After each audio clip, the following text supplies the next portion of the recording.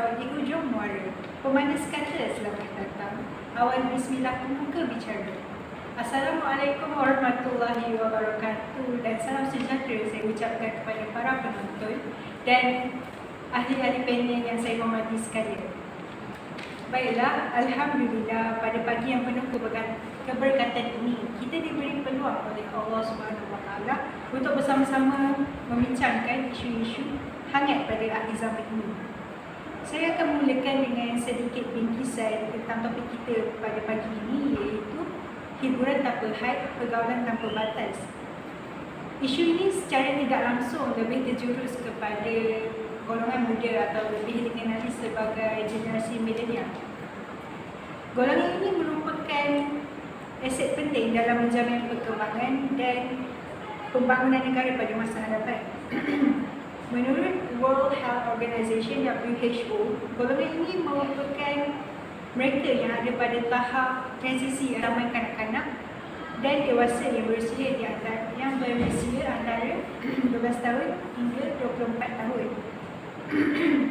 Oleh itu, isu ini harus kita cakna agar kita tidak mengeruhkan lagi keadaan pada masa akan datang. Maka dengan ini, tanpa melengahkan lagi masa, saya akan memperkenalkan panel yang pertama, iaitu Ustaz Izharuddin bin Kanani yang merupakan graduan dari Universiti Al-Azhar Mesir yang kini merupakan pensyarah di Universiti Sains Islam Malaysia. Beliau akan memberikan hujahan beliau tentang hiburan. Dipersilakan. Bismillahirrahmanirrahim.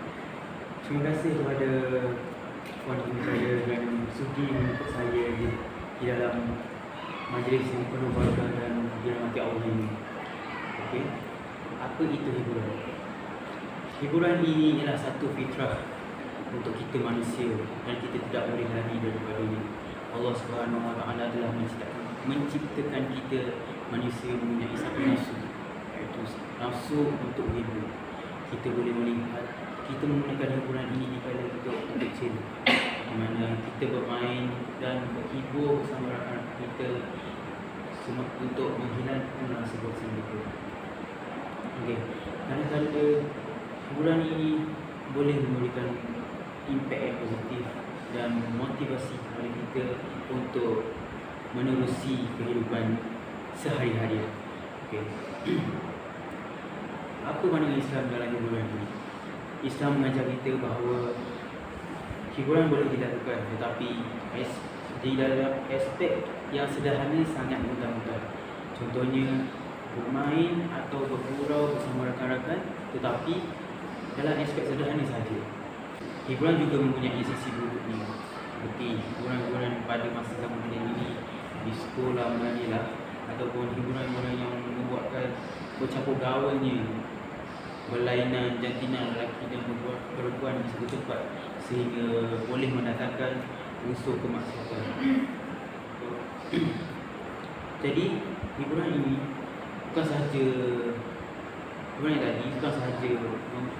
membuatkan kita lalai, malah ia juga boleh mendatangkan dosa kepada kita. Dengan itu, hiburan ini boleh dilakukan selagi ia tidak bercanggah dengan apa yang diajar oleh agama kita dan tidak membuatkan kita lalai daripada melaksanakan perintah agama. Bercakap tentang hiburan ini, bukan kita sahaja yang mempunyai hiburan yang tersendiri. Nabi Muhammad SAW juga mempunyai hiburan baginda yang tersendiri. Baginda kadang-kadang suka bermain berlumba lari bersama isteri-isterinya. Namun baginda mengaku bahawa solat ialah hiburan yang paling bermakna buat baginda. Dan bukan sahaja dapat menghiburkan diri baginda, malah dapat mendekatkan lagi diri baginda dengan Allah Subhanahu Wa Taala. Jadi, sebagai pengikut baginda, apa salahnya kita mengikut apa yang diajar oleh baginda? Dan ingatlah bahawa kehidupan dunia ini meliputi segala kenangan dan kemewahan jika dinilaikan dengan kehidupan akhirat. Tidak lain hanyalah ibarat hiburan dan permainan. Dan sesungguhnya negeri akhirat itu ialah kehidupan yang sebenar-benarnya. Kalaulah mereka mengetahui hakikat ini, tentulah mereka tidak akan melakukan hari akhirat. Surah Al-Ankabut ayat 60. Terima kasih. Terima kasih atas pujian yang penuh intipati itu tadi. Hiburan sememangnya perlu untuk menghidupkan suasana hanya apabila dipraktikkan dengan kaedah yang mengikut syariat Islam.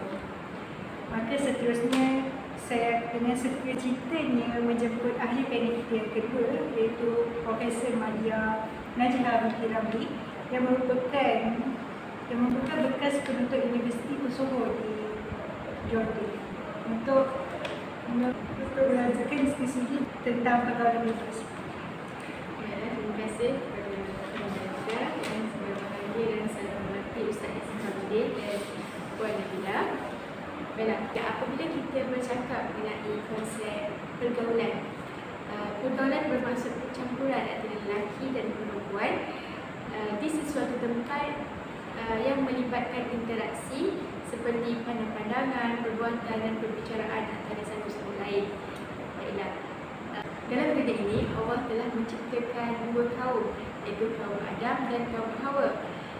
Oleh itu, begitu cantiknya aturan Allah telah mencipta peraturan ataupun hukum bagi kita jadikan sebagai panduan untuk kita melakukan pergaulan dalam kehidupan seharian kita. Baiklah, hukum pergaulan adalah harus terutamanya dan amat dititik beratkan dalam Islam untuk kita bergaul, untuk menuntut ilmu, untuk berjihad dan untuk berdakwah. Dan terdapat beberapa situasi yang dibenarkan dalam Islam untuk kita melakukan pergaulan antara lelaki dan perempuan. Yang pertama adalah apabila berlakunya darurat. Sebagai contoh, apabila terdapat seorang perempuan yang berada dalam keadaan bahaya, maka seseorang lelaki ajnabi boleh menemaninya hanya sekadar untuk memastikan keselamatan wanita tersebut. Yang kedua adalah situasi dibenarkan adalah hajat syar'i. Hajat syar'i terbahagi kepada beberapa, iaitu proses penjual beli yang merupakan interaksi kita antara penjual dan pembeli sebelum berlakunya akad. Yang kedua adalah semasa bekerja. Semasa bekerja adalah dibenarkan kita bergaul antara lelaki dan perempuan. Sebagai contoh, ketika zaman para sahabat, terdapat pegawai tinggi yang dilantik daripada kalangan perempuan. Hal ini membuktikan bahawa dalam Islam kita dibenarkan untuk bergaul antara lelaki dan perempuan untuk melakukan urusan pekerjaan. Yang ketiga, hajat syar'i adalah dibenarkan bergaul untuk seseorang perempuan maupun lelaki menjadi saksi. Hal ini adalah untuk mempertahankan hak kita. Seseorang wanita dibenarkan menjadi saksi kepada seseorang lelaki. Yang seterusnya adalah pergaulan antara lelaki dan perempuan ketika berada di kenderaan awam. Pergaulan dalam kenderaan dibolehkan apabila kita berada dalam keadaan yang terpaksa maupun mendesak, seperti mahu bekerja, mahu menziarahi ataupun melawat ahli keluarga. Bagi pergaulan antara lelaki dan perempuan, untuk mereka pergi ke sesuatu tempat yang bukan tujuan syar'i seperti berfoya-foya, ke kelab malam, melempak maupun sebagainya adalah tidak dibenarkan. Situasi yang ketiga dibenarkan dalam Islam adalah ketika berada dalam majlis. Lelaki dan perempuan dibenarkan untuk kita bergaul ketika di dalam majlis yang hanya dibenarkan dalam syariat Islam, seperti majlis kenduri, kerja kahwin, tahlil maupun sebagainya. Oleh itu, kita semestilah menjaga batas-batas maupun pergaulan kita mengikut syariat Islam. Sebaik-baiknya kita mengasingkan tempat makan untuk antara lelaki dan perempuan untuk kita mengelakkan daripada berlakunya penyebaran fitnah maupun membuka fitnah-fitnah manusia. Baiklah, semua perkara yang saya nyatakan tadi adalah dibenarkan dalam Islam dengan mengikut syariat Islam. Baiklah, terdapat beberapa perkara yang telah ditetapkan oleh Islam, iaitu yang pertama, menjaga pandangan. Seperti firman Allah dalam surah An-Nur ayat 30, katakanlah wahai Muhammad kepada seseorang lelaki yang beriman agar mereka menjaga pandangan mereka daripada perkara yang haram mereka melihatnya dan memelihara kehormatan mereka daripada melakukan perbuatan yang haram mereka lakukan. Baiklah, jelas bahawa lelaki dan perempuan mesti menjaga pandangan ketika mereka bergaul. Yang kedua adalah memakai pakaian yang menutup aurat, terutamanya bagi perempuan.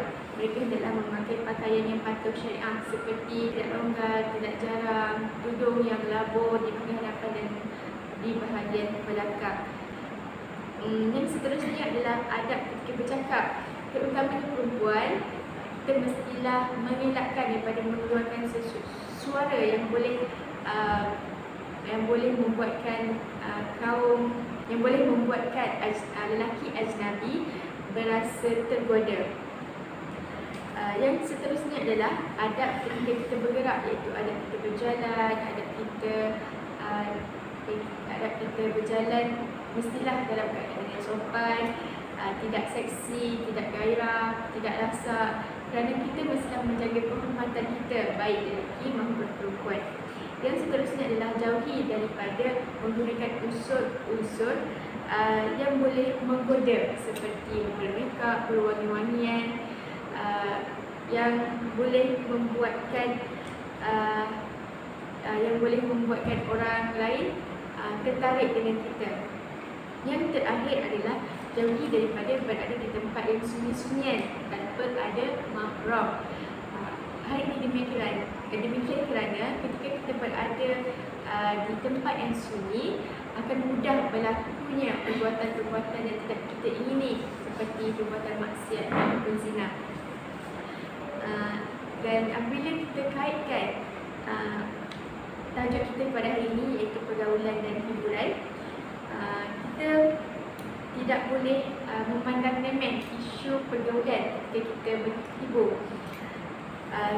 Mari kita sama-sama mempersoalkan kepada diri kita, adakah kita menjaga batas pergaulan kita ketika kita berhibur? Adakah kita menjaga kehormatan diri kita, tepuk dada dan iman, sedangkan ketika kita sedang solat, syaitan boleh menghasut dan berbisik kepada kita. Inikan pula ketika kita sedang berhibur. Na'udzubillah min zalik. Semoga kita dijauhkan. Tidak mustahil kita akan terjerumus ke lubang kemaksiatan ataupun kita melakukan perbuatan yang keji, iaitu zina. A'udzubillahi minasyaitonir rajim. Wala taqrabu zina innahu kana fahishatu wa sa'a sabila. Allah berfirman dalam surah Al-Isra ayat 32, dan janganlah kamu mendekati zina, sesungguhnya zina adalah jalan yang buruk dan keji. Dalil yang saya nyatakan sebentar tadi jelas membuktikan bahawa hukum asal pergaulan adalah haram, tetapi hukumnya harus seperti mana situasi-situasi yang telah saya nyatakan sebentar tadi. Itu sahaja dari saya. Baiklah, amat benar sekali kata-kata Profesor Madia sebentar tadi. Tidak dapat kita sangkai lagi tentang apa yang dikatakan oleh Profesor Madia. Pada hari ini, pergaulan bebas antara lelaki dan perempuan hanyalah perkara yang dipandang sebelah mata sahaja. Dan perkara itu amatlah kerap sekali kita nampak pada hari ini. Seterusnya, saya akan mengalu-alukan panel ketiga kita, iaitu Puan Nurul Nabila binti Abdul Malik, iaitu Timbalan Pengarah Jabatan Agama Islam Negeri Sembilan, untuk menontakkan buah fikiran beliau terhadap isu-isu ini. Dipersilakan. Bismillahirrahmanirrahim. Terima kasih Prof. Mercy dan yang saya hormati. Zaman ini, apabila berlakunya pergaulan bebas dan hiburan yang melampau antara lelaki dan wanita tanpa batasan, maka akan berlakulah kesan-kesan yang bukan sahaja memberi impak yang buruk kepada remaja tersebut, tetapi kepada keluarga dan juga negara. Antara kesan pergaulan bebas adalah berlakunya zina dan lahirnya anak luar nikah. Apabila pergaulan antara lelaki dan wanita tidak dijaga, maksiat akan berlaku di antara mereka. Perkara ini kerana nafsu yang terdapat di dalam diri lelaki dan wanita tidak dapat lagi dibendung apabila batasan pergaulan mereka tidak dijaga. Kita semua sedia maklum, apabila duduk berdua, yang ketiga pastinya syaitan. Maka apabila sudah berdua dan syaitan menjadi penghasut, nafsu tidak dapat dikawal, maka terjadilah zina. Salah satu yang menjadi landasan haramnya perbuatan zina adalah firman Allah SWT, surah Al-Isra ayat 32, la taqrabu zina, yang bermaksud dan janganlah kamu mendekati zina. Zina itu sungguh suatu perbuatan keji dan suatu jalan yang buruk. Zina adalah dosa besar yang tidak akan diampunkan Allah SWT selagi kita belum bertaubat kepadanya. Dan apabila Allah menguji pezina itu dengan menghidupkan benih lelaki dalam rahim perempuan itu, maka akan mengandunglah pezina perempuan itu. Apabila ujian yang amat berat ini tidak dapat ditanggung oleh pasangan itu, maka akan terjadinya pembuangan bayi yang tersiar di dada-dada akbar. Olehlah demikian, dapat disimpulkan daripada pergaulan yang bebas dan hiburan yang melampau tanpa mengenal batasan akan mencetuskan akibat yang besar kepada individu, keluarga dan negara.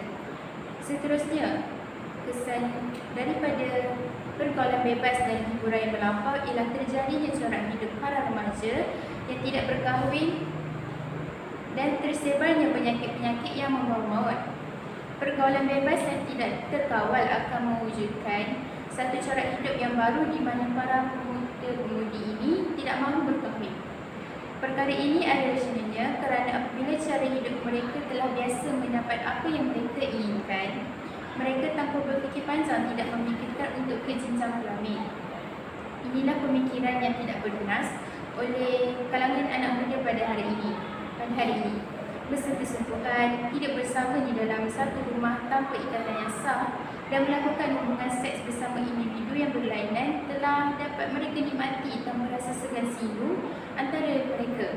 Perkara ini terjadi disebabkan oleh kolotnya para remaja sekarang yang tidak tahu akan bahana pergaulan bebas yang melampau. Di sini dapat kita simpulkan bahawa pergaulan bebas dan hiburan memberikan impak yang terlalu besar kepada sesebuah masyarakat, individu dan negara. Selain itu, penyakit berjangkit yang berbahaya akan menular lalu memberi risiko yang tinggi kepada masyarakat sekeliling. Telah kita ketahui sejak sekolah lagi, perhubungan seks tanpa ikatan yang sah dan sering bertukar-tukar pasangan nescaya akan terjadinya penyakit yang amat berat untuk ditanggung, iaitu seperti penyakit kelamin, HIV dan AIDS. Sehingga kini vaksin untuk menyembuhkan penyakit-penyakit ini masih belum dijumpai sejurus dapat meningkatkan kadar kematian dalam sesebuah negara tersebut. Kanser rahim dan serviks juga akan menyerang kaum wanita di saat mereka telah melakukan hubungan seks di awal usia mereka. Perkara ini sebenarnya dapat kita hindari dengan menghadkan pergaulan kita bersama kaum yang berlainan jantina dengan kita. Tanpa kita sedari, pergaulan bebas dan hiburan adalah punca terjadinya permasalahan yang amat besar dalam kehidupan kita. Itu sahaja dari saya. Terima kasih atas perkongsian yang ID tadi, Puan Nabila. Seperti yang diperjelaskan, isu yang tidak bermoral ini telah menjadi satu kebiasaan, malahan menjadi rutin anak-anak muda pada hari ini.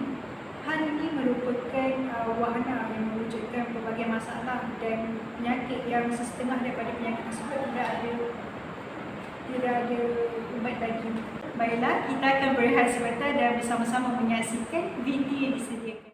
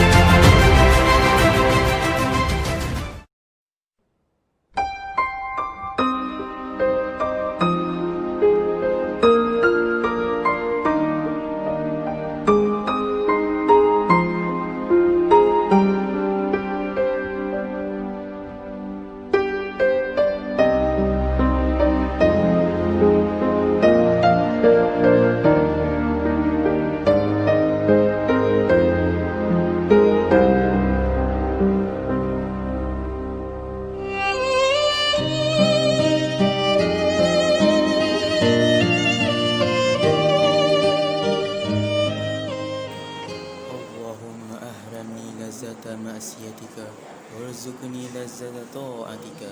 Ya Allah, hindarilah kami kelezatan kemaksiatan dan kurniakanlah kelezatan ketaatan kepadamu.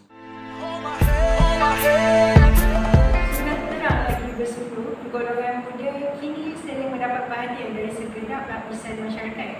Hal ini demikian kerana dengan kemudahan media massa, setiap gerak langkah dan tingkah laku seseorang akan diketahui hanya dengan hujung jari. Sifat malu dalam diri seseorang makin luntur apabila telah menjadikan perkara terkutuk sebati dalam diri mereka, sehingga mereka tidak ambil peduli dengan nasihat dan pesan yang akan datang. Maka sekarang saya ingin mendengarkan penjelasan daripada panel kedua terhadap berkaitan dengan punca berlakunya dan cara mengatasi kesan buruk daripada isu yang telah kita bincangkan. Terima kasih.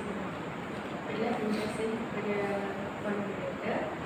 Apabila kita berkata mengenai rakan, mereka adalah golongan yang sebaya maupun sama umur dengan kita. Terdapat dua golongan sosial bagi remaja. Yang pertama adalah keluarga dan yang kedua adalah rakan sebaya. Remaja masa kini mereka lebih rapat bersama rakan-rakan berbanding dengan keluarga kerana masa mereka lebih banyak dihabiskan di sekolah, bermain bersama kawan-kawan, melepak dan sebagainya dibandingkan bersama dengan keluarga yang pada era moden ini kebanyakan ibu bapa sibuk dengan kerjaya masing-masing. Oleh itu, segelintir remaja lebih rapat dan masa mereka dalam proses keremajaan adalah lebih banyak bersama rakan-rakan berbanding dengan ibu bapa mereka. Ini boleh dikatakan mereka mudah terikut dengan kepribadian maupun tingkah laku daripada rakan-rakan mereka.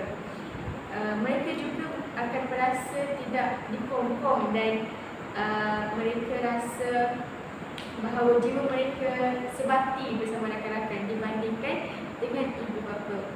Sebab itu pengaruh rakan sebaya dapat memberi impak yang besar kepada remaja masa kini, terutamanya dari segi kepribadian, emosi, perwatakan, pemikiran ketika remaja dalam proses kedewasaan mereka. Baiklah, saya katakan tadi dalam proses kedewasaan. Jadi ketika ini remaja mempunyai perasaan ingin tahu yang tinggi terhadap sesuatu yang asing dan tidak pernah mereka dengari. Oleh itu mereka akan sedaya upaya mencuba sesuatu yang baru bagi mereka mendapat tahu apakah perkara tersebut. Okey, oleh itu mereka akan mengikut apa sahaja yang dilakukan oleh rakan-rakan mereka tanpa memikirkan baik maupun buruk sesuatu perkara. Oleh itu, tabiat maupun tingkah laku pemikiran rakan-rakan mereka baik maupun buruk akan mereka jadikan ikutan dalam kehidupan mereka. Okay, seperti dalam petikan Abu Hurairah radhiyallahu anhu, Nabi Muhammad sallallahu alaihi wasallam bersabda yang bermaksud seseorang insan akan terikut-ikut dengan kebiasaan adat sahabatnya, maka hendaklah kamu melihat siapa sahabat kamu. Riwayat Al-Tirmizi dan Al-Hakim. Baiklah, bagi remaja yang berdasarkan hadis yang saya bacakan tadi, sesetengah remaja yang imannya lemah dan tidak kukuh serta akalnya yang kurang cerdik, maka mereka akan mudah dipengaruhi oleh rakan-rakan yang mempunyai akhlak yang buruk. Oleh itu remaja akan terdedah kepada gejala negatif, termasuklah topik kita pada hari ini iaitu pergaulan dan hiburan yang melampaui batas. Sebab itu penting bagi kita memelihara iman kita dan melatih diri kita dari kecil untuk mempunyai peribadi yang baik. Malahan para ahli ulama berpendapat bahawa kita perlulah mencari sahabat yang berakhlak mulia agar kita dapat mencuri akhlak mereka dan dijadikan teladan. Oleh itu, kita juga akan terkesan dengan perbuatan baik yang dilakukan oleh sahabat kita dan kita juga akan menjadi insan yang lebih baik. Okey, baiklah. Satu hadis daripada Al-Bukhari dari Abu Musa Al-Ash'ari bahawa Rasulullah SAW bersabda, diumpamakan rakan yang baik itu seperti penjual minyak wangi dan juga penjual besi. Apabila kita datang kepada penjual minyak wangi, maka tidak akan sia-sialah anda sama ada membeli maupun hanya mendapatkan wanginya dibandingkan dengan kita pergi ke penjual besi yang mana baju kita akan terbakar dan mudah berbau busuk. Oleh itu, Rasulullah telah menetapkan beberapa kriteria yang boleh kita ikut untuk memilih sahabat yang sejati, insya-Allah sehingga ke syurga. Yang pertama adalah memilih sahabat yang bertakwa. Sabda baginda, janganlah kalian berkawan kecuali dengan seorang mukmin. Hal ini dapat dibuktikan apabila kita mempunyai iman dan takwa, maka kita akan mudah dipercayai. Kerana kepercayaan itu datang daripada sifat takut kita kepada Allah Subhanahu Wa Taala. Jadi sahabat kita hanya akan membawa kita kepada ketaatan kepada Allah dan menghindari kita daripada melakukan perkara yang dilarang. Baiklah, sahabat yang kedua, pilihlah sahabat daripada peribadi mereka yang baik dan lembut. Kepribadian yang lembut dapat mewujudkan rasa kasih, rasa sayang, rasa mesra dengan sahabat kita. Oleh itu, seseorang yang memiliki hati dan jiwa yang lembut akan mudah menegur, akan mudah ditegur dengan cara yang baik dan tidak menyakiti sesiapa pun. Seperti yang baginda Rasulullah SAW katakan, seseorang mukmin adalah lembut, maka tidak ada kebaikan maupun manfaat daripada mereka yang tidak mempunyai sifat lembut dan tidak boleh dilembuti. Baiklah, yang ketiga, memilih sahabat yang dapat menjaga aib kita. Sedar tidak sedar, kita sentiasa menceritakan masalah kita, aib kita, buruk kita kepada sahabat kita. Jadi, kadang-kadang apabila kita meletakkan kepercayaan yang terlalu tinggi kepada sahabat kita, kita akan berkongsi segalanya bersama rakan-rakan kita. Jadi kadang-kadang apabila kita salah memilih rakan, mereka akan membuka aib kita dan segala masalah kita kepada orang lain. Yang keempat, memilih sahabat yang susah senang bersama-sama. Ini sangat sering sekali kita dengar apabila rakan-rakan hanya akan ada bersama kita ketika kita senang dan ketika susah kita ditinggalkan. Jadi inilah sahabat yang sukar untuk kita cari apabila mereka susah dan senang bersama kita. Kerana kebanyakan sahabat hanya bersama kita ketika gembira, ketika kita berharta, ketika kita memiliki pangkat yang tinggi. Yang kelima, kriteria yang terakhir, memilih sahabat yang suka berterus terang. Memilih sahabat yang suka berterus terang adalah sangat sukar. Kadang-kadang manusia sukar untuk menceritakan perkara yang baik, tetapi mereka lebih suka menceritakan di belakang kita. Jadi, kita sendiri perlu menjadi seorang sahabat yang berterus terang supaya kita mempunyai sahabat yang sama. Kerana apabila kita berterus terang, kita dapat mewujudkan manfaat maupun kebaikan antara kita dengan sahabat kita maupun untuk menjadi yang lebih baik dan memperbaiki diri antara satu sama lain. Itu sahaja daripada saya. Okey. Saya menyokong kata-kata yang disampaikan oleh panel yang kedua bahawa generasi kini sangat mudah untuk mengaruh dengan rakan-rakan sebaya. Okey. Saya juga menyokong bahawa generasi kini lebih rapat dengan rakan-rakan sebaya mereka berbandingkan dengan ibu bapa mereka. Tapi saya tetap rasa bahawa ibu bapa juga mempunyai peranan yang penting untuk mencipta generasi yang lebih baik. Dan jikalau kita dapat lihat bahawa ibu bapa perlu memberikan contoh yang baik untuk anak-anak mereka.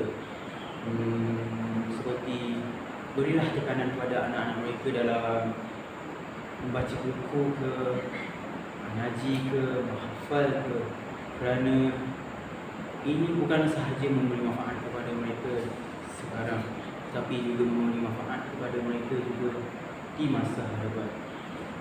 Ibu bapa juga perlu memantau pergerakan anak-anak mereka, memantau apa yang mereka lakukan di kala waktu lapang, lagi-lagi waktu lapang yang mereka ada tetapi bukan di bawah penjagaan ibu bapa.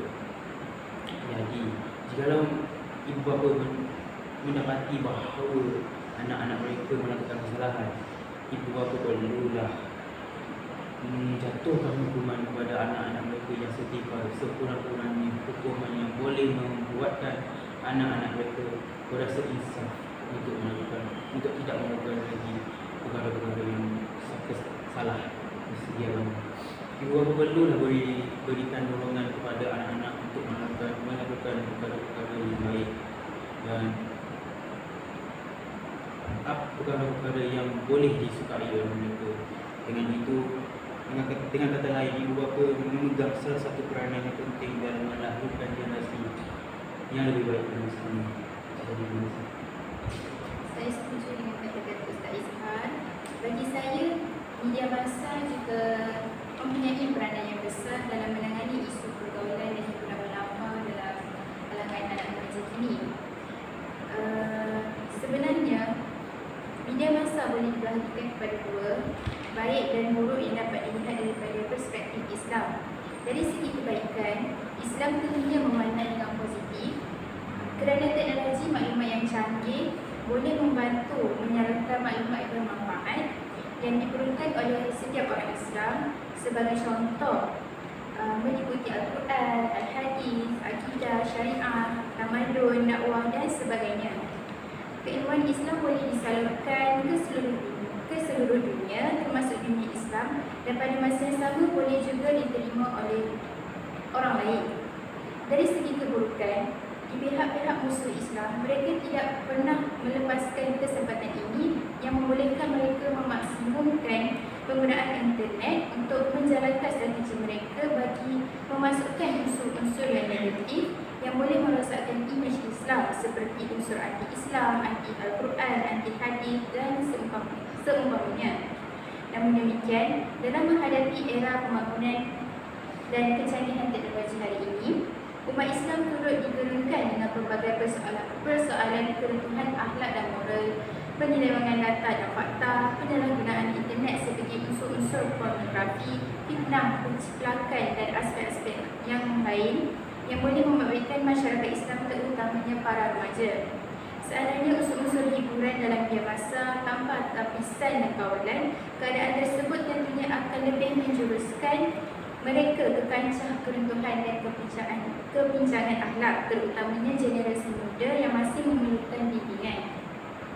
Oleh hal demikian, media massa perlu memainkan peranan sewajarnya dalam menangani isu penularan budaya barat dalam kalangan remaja. Sebagai contoh, pihak media massa perlulah menapis terlebih dahulu segala konteks-konteks atau isi kandungan yang bakal dilayarkan di seluruh platform media seperti di televisyen, radio dan sebagainya. Kini sering kita dapat lihat terlampau banyak konten-konten yang tidak senonoh atau tidak sesuai ditayangkan di dalam media massa, lebih-lebih lagi apabila melibatkan anak muda kita pada hari ini. Contohnya video porno dan muzik-muzik yang melalaikan. Pihak media massa yang perlu mengambil langkah inisiatif dengan menyiarkan unsur-unsur ilmiah dan positif dalam usaha menghalang anak-anak muda zaman ini terus terjerumus dalam dunia pergaulan bebas dan hiburan yang melampau. Justru dapat membantu menimbulkan rasa insaf dan sedar diri dalam diri mereka. Sudah tidak dapat disangka lagi, mereka memerlukan bantuan kita untuk menjadikan mereka seorang umat Islam yang lebih baik dan sentiasa beriman serta bertaubat kepada Allah SWT. Itu sahaja dari saya. Ribuan terima kasih kepada ahli-ahli yang telah berusaha bersama-sama untuk melontarkan buah fikiran mereka terhadap isu ini. Menyusuri setiap ujahan yang diberikan oleh ahli-ahli panel kita yang bijaksana, sudah jelas bahawasanya amat penting untuk kita menjaga adab pergaulan dan meletakkan had dalam hiburan. Hal ini tidak lain dan tidak bukan adalah untuk menyelamatkan dan menjaga kehormatan diri dan agama. Saya amat berharap agar perkara ini diambil berat oleh semua pihak dan bersama-sama menjaga diri dan masyarakat sekeliling agar tidak terjerumus dalam hal-hal yang memburukkan nama keluarga dan agama. Sidang hadirin yang dihormati sekalian, terimalah salam bersantun, salam yang minta maaf, salam yang minta ampun. Saya mewakili ahli-ahli panel ingin menyusun 10 jari atas kekurangan semasa berlangsung forum dan ingin berterima kasih kepada semua hadirin yang menyaksikan perbincangan sebentar tadi.